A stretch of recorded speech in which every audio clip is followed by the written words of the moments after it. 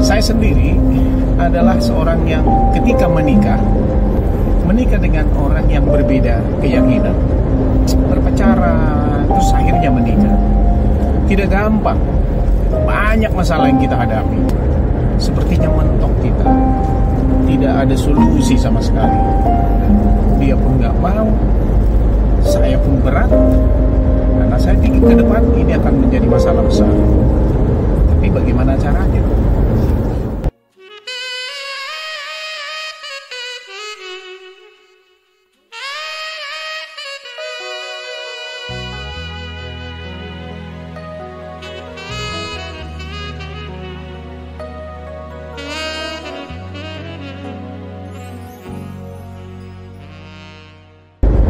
Saya pikir ke depan ini akan menjadi masalah besar. Tapi bagaimana caranya? Di ujung, ketika kami sudah sangat kritis, saat sudah hampir berpisah, lalu dia katakan, saya mau menikah dengan kamu. Tapi ada pertanyaan saya, satu hal. Bagaimana konsep pernikahan, kehidupan keluarga yang kamu mau lakukan? Yang kamu mau rencanakan itu perlu buat saya. Nah, saya bingung dengan pertanyaan ini karena saya tidak pernah menduga atau mengharapkan pernikahannya seperti ini dari calon istri saya ini. Kenapa? Pada saat itu dia masih muda, just 21. Tapi karena saya pikir, wah, saya nggak mau kehilangan dia. Waktu masih muda ini saya harus nggak boleh lepasin. Saya harus ambil ini. Sebab kalau saya nanti kehilangan ini, diambil orang ini pasti cepat. Dan sudah mulai ada pria lain yang kelihatannya pada saat itu lebih hebat dari saya. Sudah mulai nih main ini, datang ini. Saya tambah khawatir ini. Tapi saya nggak mau kalah. Tidak mau kalah saya. Saya pikir saya harus dapat. You become my crown of rejoice.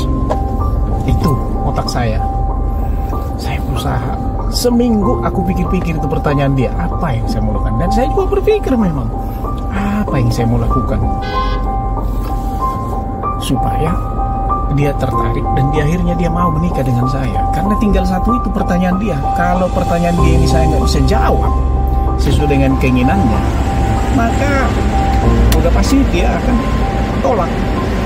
Nah, ketika ditolak ya saya gagal lah. Saya nggak mau lakukan itu, saya nggak mau kehilangan itu. Lalu aku mikir, dan benar-benar saya berpikir pada saat itu. Saya pikir begini, saya cek dulu masalahnya. Satu, istri saya ini tinggal di Jakarta Pusat. Rumahnya cuma 1,5 kilo, nggak sampai 1,5 kilometer dari Istana Wakil Presiden itu. Kemudian saya tinggalnya di Anta Berantah. Kalau dicari pakai Google, yang ketemu pohon. Karena nggak di gunung gitu, luar gitu. Itu sudah berbeda. Kemudian keyakinan saya berbeda dengan dia. Sudah pasti masalah juga. Bahkan lidah saya, rasa untuk menikmati makan pun berbeda dengan dia. Buat dia, makan itu sudah menikmati, rasanya enak, delicious gitu ya. Kalau buat saya, makan itu belum menikmati. Makan itu kenyang. Ketika kenyang selesai, nggak perlu nikmatnya seperti apa, nggak tahu ini kurang lada, kurang mecin, kurang apa, I don't care. Yang penting buat saya makan. Kalau dia enggak makan, kalau makan dia bilang, abang kalau makan kayak perang katanya. Kenapa? Karena buat saya yang seperti itu tadi, buat saya makan kenyang, buat dia makan enjoy, menikmati. Masalah uang, berubah juga. Kenapa? Saya itu anak paling besar yang akan terbebani banyak masalah di keluarga. Nah, itu saya hadapi. Sementara dia enggak. Wah, banyak masalah. Lalu saya sampai kepada suatu pemikiran, sampai kepada suatu kesimpulan dalam berpikir.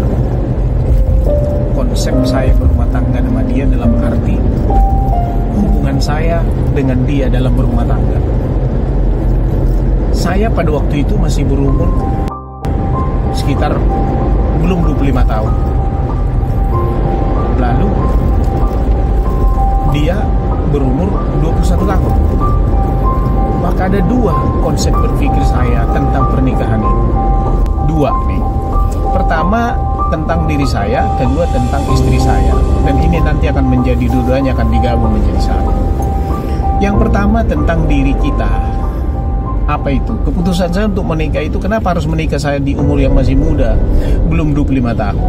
Jadi begini, hidup saya itu sebagi tiga. Ini di kitab suci manapun hampir sama saja lah mengatakan umur orang itu 70 tahun. Sesudah lewat dari situ ya penyakit hadiahnya gitu. Ya sudah itu mati. Jadi aku pikir sudahlah, kalau Tuhan mengizinkan saya bisa punya umur 75 tahun lah, minta 5 tahun bonus. Kita pelihara hidup kita dengan sehat sehingga nanti ya mudah-mudahan kita bisa panjang umur 75 tahun ya, syukur-syukur bisa lebih dari situ ya toh. Nah tapi dalam konsepnya saya bagi tiga. Nah, apa itu bagi tiga? Pertama, saya anggaplah 75 tahun saya masih bisa menikmati hidup saya dengan baik. Ini saya buka, saya punya seatbelt dulu, saya sudah sampai lagi parkir nih salah satu apa ini. Yang pertama, kalau 75 tahun dibagi tiga periode. 25 tahun pertama, 25 tahun kedua, 25 tahun ketiga. Maka saya mulai dari belakang. Kalau 75 aku tahun, pikir 25 tahun ketiga itu yaitu dari umur 75 tahun sampai umur 50 toh. Nah, disitulah saya pikir masa bagi saya untuk menikmati hidup saya. Kenapa? Karena anak-anak saya perkirakan sudah selesai semua kuliah, sudah berumur 25 tahun paling tidak, atau 26 tahun, 24 tahun, selesai mereka kuliah. Bahkan mungkin sudah bekerja. Itu 25 tahun yang pertama. Sehingga masa di mana saya bisa menikmati hidup saya dengan istri saya nanti, paling tidak kita bisa jalan-jalan, kita bisa makan, kita bisa menikmati hidup. Nah, dari umur saya 50 tahun ke 25 tahun, saya berpikir disitulah masa di mana saya berkarya, mempersiapkan diri buat anak-anak. Dan pada waktu umur saya 26 tahun mungkin saya sudah punya anak satu, dan seterusnya, sehingga di umur saya mungkin 53-54 tahun anak-anak saya semua sudah selesai kuliah, bahkan mereka sudah bekerja. Itulah periode kedua dari belakang.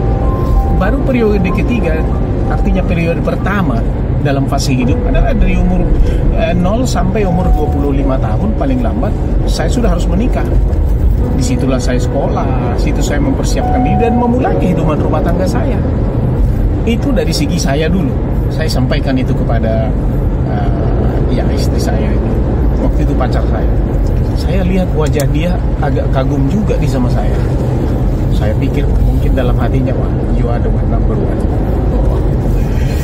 Kemudian saya bilang, konsep saya terhadap dalam hal berumah tangga terhadap kamu, saya bilang begitu.